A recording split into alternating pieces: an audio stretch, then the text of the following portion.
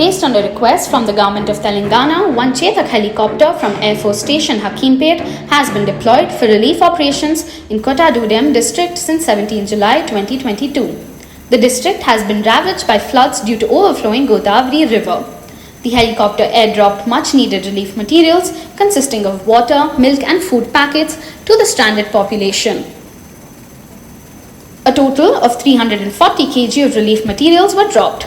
The helicopter returned to Varangal at the end of the day for night parking and has been repositioned at Bhadrachalam ITC helipad early morning on 18 July 2022 to continue with the relief operations.